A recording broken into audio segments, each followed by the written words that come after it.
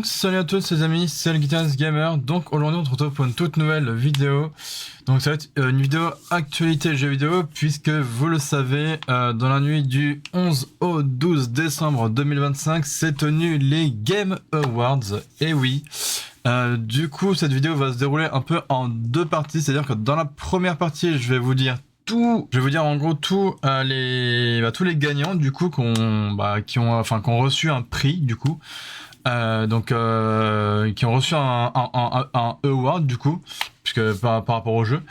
Et dans la deuxième partie, je vais vous dire tout simplement toutes les annonces qui ont été annoncées, qui vont sortir là en fin d'année ou l'année prochaine, c'est-à-dire en 2026 et même en 2027, parce que oui, du coup, il y a eu quelques jeux qui ont été annoncés carrément pour 2027. Voilà.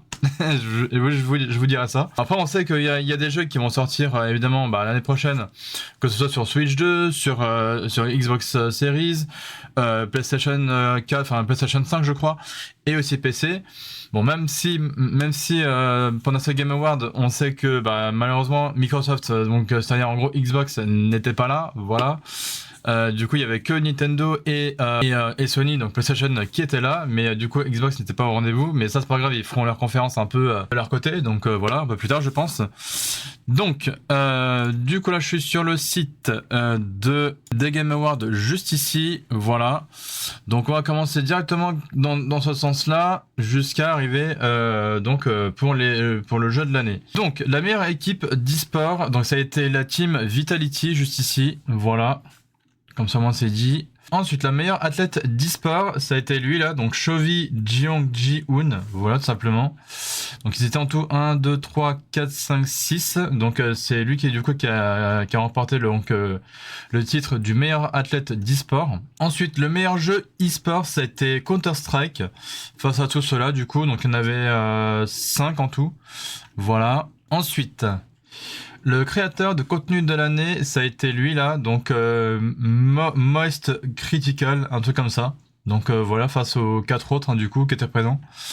Voilà. Ensuite, donc ça c'est le jeu le plus attendu. Évidemment, c'était GTA 6. Voilà, ça me paraît logique. Voilà, hein, face à lui là, donc là c'était The Witcher, là c'était Resident Evil Requiem, là c'était Wolverine de Marvel, enfin Marvel Wolverine quoi.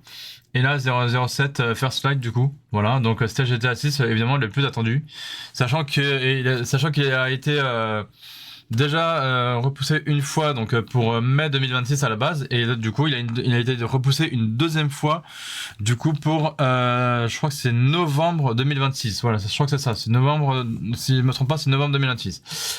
Donc ensuite la meilleure adaptation, ça a été The Last of Us saison 2.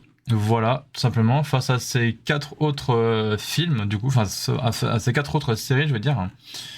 Voilà. Ensuite, le meilleur jeu multijoueur, ça a été le jeu Ark, je sais plus comment ça s'appelle. Voilà. Donc ça a été lui, du coup. Voilà, donc face à ces 4 autres, du coup. Ensuite, le meilleur jeu de sport course, ça a été Mario Kart World. Donc ça, je suis super content. Voilà, face à Sonic Racing Cross World. Là, c'est un jeu de foot, F1 25 et FC 26 du coup.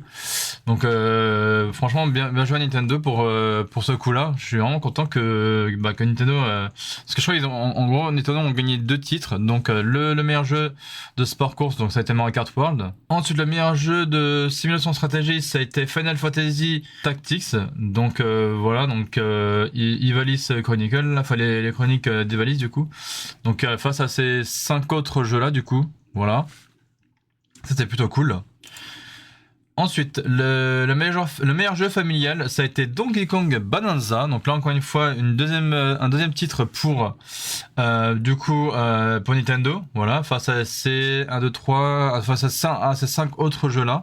Donc voilà, c'est plutôt cool pour le meilleur jeu familial. Ensuite, le meilleur jeu de combat, ça a été Fatal Fury, tout simplement, face à ces 4 autres là, du coup. Voilà. Ensuite, le meilleur RPG, ça a été Clair Obscur Expedition 33, c'est un studio français, voilà, donc le studio Soundful Interactive, tout simplement, face à ces 4 autres là. Voilà. Ensuite, on a eu le meilleur jeu d'action-aventure, ça a été Hollow Knight Silksong, face à ces 4 autres là, évidemment. Voilà. Ensuite, pour le meilleur jeu d'action, ça a été Hades 2. Donc ça, c'est plutôt cool, face à ces 4 autres là, du coup. Donc très bon jeu, un DS2 d'ailleurs, il faudra que je le fasse en vidéo. Voilà, donc vous verrez, c'est comme le 1 hein, tout simplement. Le meilleur jeu VR, c'était celui-ci. Donc apparemment je me rappelle plus, parce que comme j'ai mis en français évidemment je me rappelle plus du titre en anglais, mais c'est pas grave. Donc c'était celui-là du coup face à ces 4 autres là, hein, simplement. Ensuite, le meilleur jeu mobile, ça a été Uma Musume Derby, je sais plus quoi. Donc voilà, ça a été ce jeu-là du coup face à ces 4 autres là. Donc on avait Persona, Destiny, Sonic Rumble et celui-ci là, je sais plus quoi. Donc voilà, le gagnant ça a été Uma Musume, en tout cas pour le meilleur jeu mobile. Ensuite, le meilleur premier jeu indépendant, ça a été encore une fois Clair Obscur Expedition 33, donc le studio français. Donc ça fait une deuxième récompense du coup pour le studio Soundfall Interactive. Ensuite, on a eu le meilleur jeu indépendant, encore une fois, ça a été Clair Obscur Expedition 33, face à ces 5 autres. Hein. Voilà, tout simplement. Donc encore une fois, ça fait 3 pour Clair Obscur. Le meilleur soutien communautaire, ça a été Baldur's Gate 3. Donc voilà, tout simplement, face à ces 4 autres jeux-là. Voilà. Ensuite, le meilleur contenu, le meilleur continu, ça a été No Man's Sky, du coup, face à ces 4 autres jeux-là, je veux dire. Voilà. Donc, bon, c'est plutôt un bon jeu, en vrai, No Man's Sky. Voilà. Ensuite, pour le jeu, pour l'impact, ça a été celui-ci. Je crois que c'était South of Midnight, voilà, c'était ça. Donc, du studio Compulsion Game et Xbox Game Studio, tout simplement. Hein. Voilà. Donc ensuite, l'innovation en matière d'accessibilité, ça a été Doom The Dark Ages, voilà, c'était ça. Face à ces 4 autres là, voilà, de jeux du coup. Ensuite, les meilleures performances, alors ça a été Jennifer English dans Clair Obscur Expedition 33. Donc même si on avait 2 autres acteurs là de Clair Obscur, ça a été du coup elle. Donc c'est-à-dire Jennifer English du jeu évidemment Clair Obscur Expedition 33. Donc ça fait en gros un 4e trophée pour ce jeu là. Ensuite, le meilleur concept audio, ça a été Battlefield 6 face à ces 4 autres jeux là. Voilà, ça aurait pu être Clair Obscur, mais bon, ça a été choisi pour Battlefield 6. Ensuite, la meilleure partition et musique, ça a été Clair Obscur. Voilà, donc Lorien Testard, voilà, par rapport à ces 4 autres là. Ensuite, la meilleure direction artistique, ça a été encore une fois Clair Obscur Expedition 33. Voilà, donc ça fait 5 ou 6 trophées déjà. Ensuite, le meilleur récit, pareil, c'était Clair Obscur face à ces 4 autres là. Ensuite, la meilleure direction de jeu, pareil, c'était encore une fois Clair Obscur Expedition 33, donc ça fait 7 ou 8 déjà. Et enfin, le jeu de l'année, et bah c'est du coup le grand gagnant, c'est Clair Obscur Expedition 33, donc franchement bien joué à eux, ils ont eu 9 titres, comme vous pouvez le voir du coup, 9 trophées des Game Awards. Donc vraiment bien joué à eux hein, pour être le jeu de l'année, en tout cas 2025. Voilà, donc par rapport au studio Soundfall Interactive et Kepler Interactive, tout simplement. Voilà, donc ça c'était la première partie de cette vidéo. Donc tous les gagnants évidemment pour le Game Award, hein, donc dont Clair Obscur et Expedition 33 qui ont eu encore une fois 9 titres, ça fait quand même beaucoup. Parce que c'est un studio français, hein, donc voilà, qui viennent je crois de Montpellier si je dis pas de bêtises. Voilà, c'est quand même léger à eux en tout cas. Donc ensuite on va passer directement aux annonces qui ont été présentées, donc tous les jeux vidéo présentés et toutes les annonces de la conférence. Donc là ils le redisent, hein, donc c'est Clair Obscur Expedition 33 sans grande surprise, le JRPG à la française des Montpelliérains, donc c'est ça, c'est de Montpellier du coup. De Soundfall Interactive a remporté la récompense ultime au Game Award. Au passage, le studio est parti avec 8 autres prix, dont meilleure narration, meilleure réalisation, meilleure direction artistique et meilleur RPG. Donc après voilà. Donc ensuite, par rapport aux annonces de jeux vidéo qui ont été faites, donc on a eu l'annonce de Divinity, donc c'est le nouveau jeu des créateurs de Baldur's Gate 3.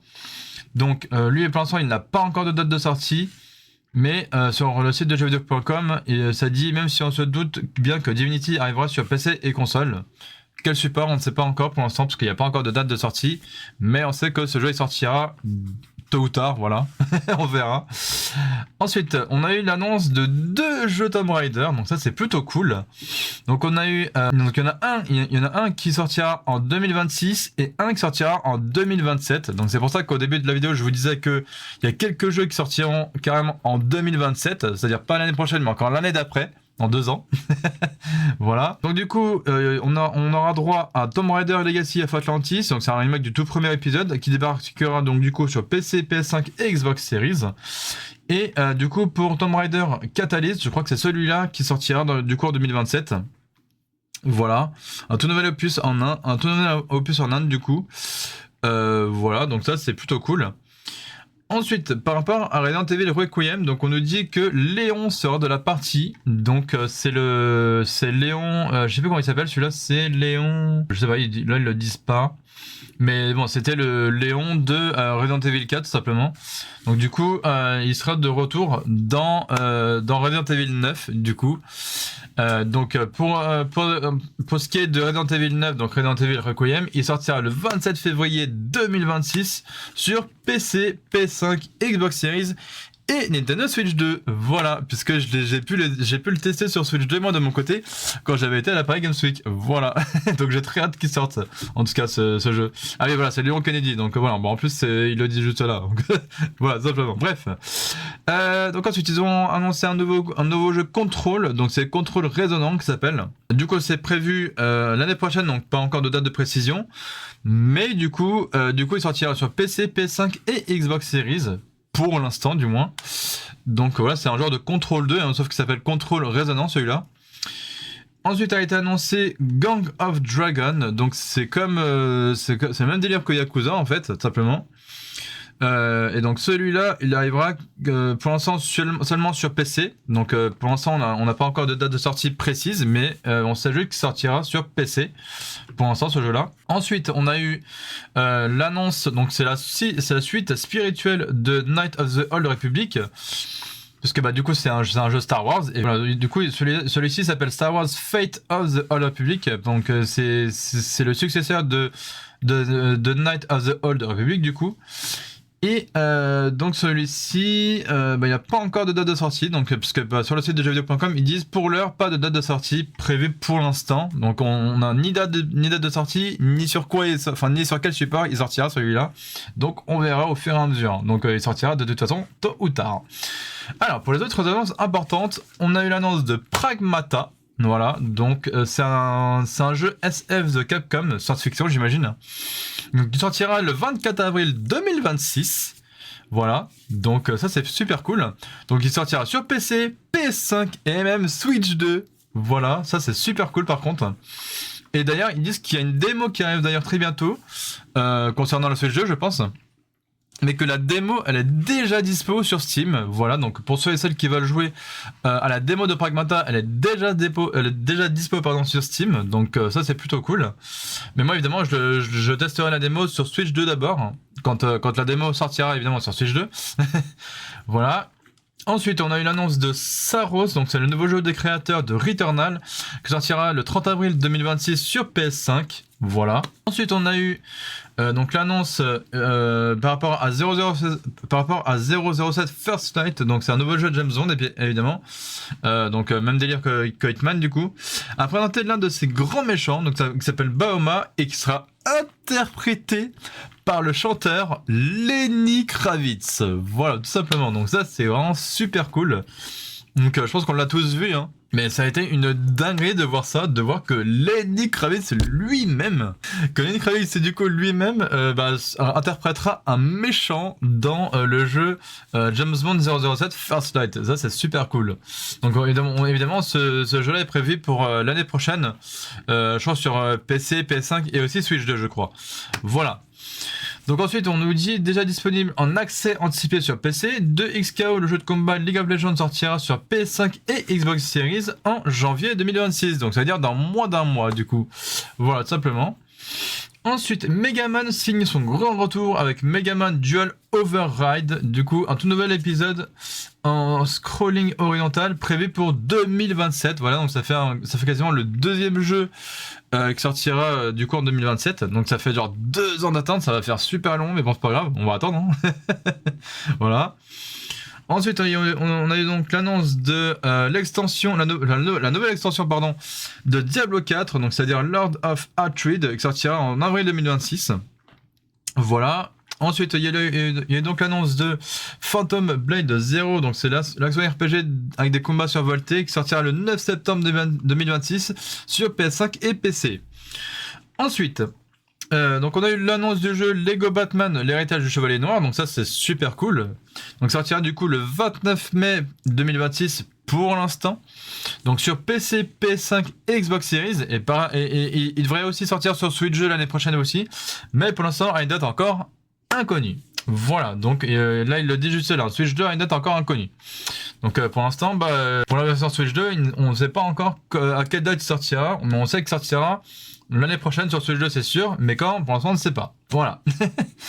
Donc ensuite Lord of the Fallen 2 a dévoilé une première vidéo de gameplay, donc voilà, comme ça vous le savez. Après The Ascent, le studio Neon Giant revient au Cyberpunk avec No Lao, donc c'est un même délire, hein. C'est un jeu de tir et de rôle en monde ouvert, donc prévu sur PC, PS5 et Xbox Series, donc pas encore de date de sortie précise pour l'instant, peut-être l'année prochaine, après on verra. Ensuite Exodus, le RPG SF, donc science-fiction des anciens de BioWare, Activision, Bethesda, Sony, Santa Monica et 343 Industries, sortira début 2027, donc pour l'instant pas encore de date précise.